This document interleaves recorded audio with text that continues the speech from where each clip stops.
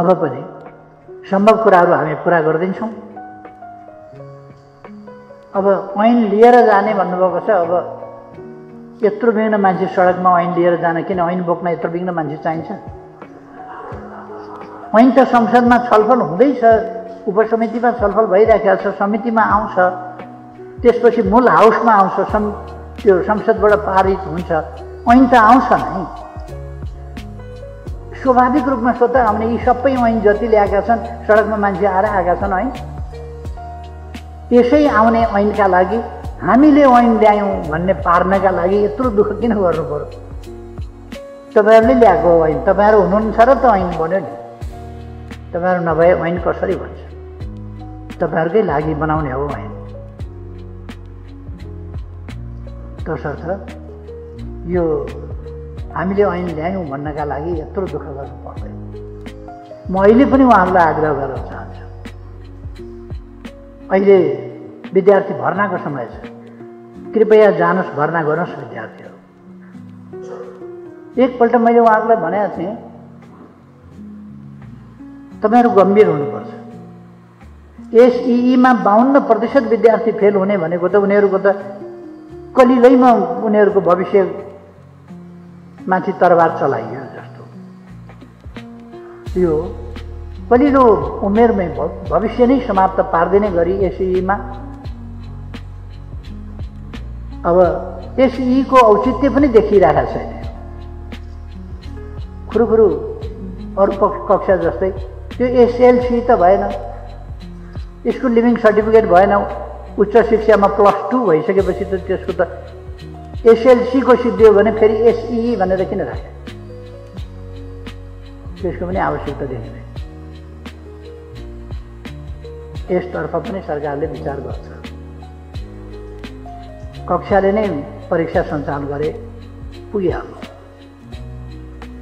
अनावश्यक केन्द्र भनेको छ, के भनेको छ, अतिरिक्त खर्च भनेको छ, अनेक समस्याहरू झेलेको छ। त्यो सबै एसईईका लागि किन गर्नु पर्यो? र विद्यार्थी फेल गरिदिएर मारमुङ्गरी चलाउने संस्था किन चाहियो त्यो? त्यसकारण विद्यार्थीलाई स्मुथली पढ्न दिने त्यो खालको वातावरण बनाउनुपर्छ। मैले भनेको थिएँ उहाँहरूले हामीलाई चाहिँ नि 52% फेल गराउने भन्यो भनेर कतिजनाले चित्त दुखाउनु भयो भनेर सुने मैले। त्यो चित्त दुखाउने कुरा होइन। हामी सबैलाई पिर परेको छ कि हाम्रा 52% बालबालिकाहरू एसईईमा फेल भए गत वर्ष। दुःख लाग्दो कुरा हो। अहिले त अब उहाँहरूको मानसिकता अब उत्तर पुस्तिका नै हामी हेर्दैनौँ भन्नेमा पुग्नुभयो त। म कुनै कडा शब्द बोल्न चाहन्न। कसैको स्वदेशमा पढ्नु होला, कसैको विदेशमा जानु होला, कसैको स्वदेशको त ल मिलाउँ। विदेशका क्याम्पसहरूले त पर्खिँदैन नि समय, भर्नाको मिति पर्खिँदैन नि। त्यो पनि हुनसक्छ नि त।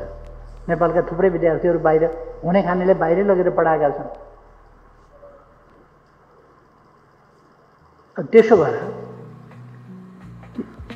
उपयुक्त समयमा पेपर काटेर फेल हुन्छु कि पास हुन्छु कि दुख्छु कि किन राखिरहने? विद्यार्थीहरूको लामो समय पेपर काट्ने, रिजल्ट आउट गरिदिने आफ्नो व्यवस्था गर्छन्, फेरि अर्को तयारी गर्छन्। पूरक परीक्षा दिने सिस्टम सुरु गरेको छ, त्यो पनि यस वर्ष पनि दिन पाउलान् या के होला, त्यसको तयारी गर्छन्। सोच्नेले, विचार गर्नेले पनि अवस्था परिस्थिति हेरेर गर्न पाउला। मौका परीक्षाका कुरा आउलान्। भर्ना छोडेर उहाँहरू यहाँ बस्नुभएको छ। अब सामुदायिक विद्यालयहरूमा भर्ना नहुने, त्यसो भए त निजी विद्यालयहरूमा भर्नाको लहर जाने भयो। क्लास एक्सटेन्ड गरेर के अरे सेसन के भन्छ त्यो क्लासको के अरे सेक्सन एक्सटेन्ड गरेर पनि भर्ना लिएलान्। यो खालको स्थिति आउने खालको अवस्था देखिन्छ। यसबाट उहाँहरूलाई पनि कुनै लाभ छैन। विद्यार्थीलाई घाटा छ, अभिभावकलाई पीडा छ,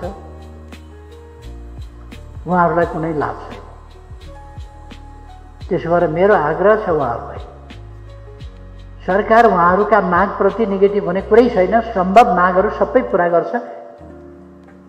उहाँहरू तुरुन्त वार्तामा आएर विषय टुङ्ग्याउनुहोस्, सहमति गर्नुहोस् र फर्किनुहोस्,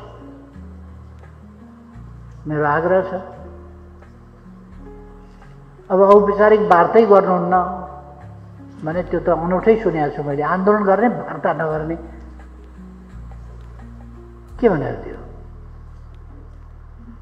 त्यसकारण वार्तामा आउनुहोस्, कुरा गर्नुहोस्, सम्भव कुरा सरकारले गरिदिन्छ, फर्केर आफ्ना काममा जानुहोस् भन्ने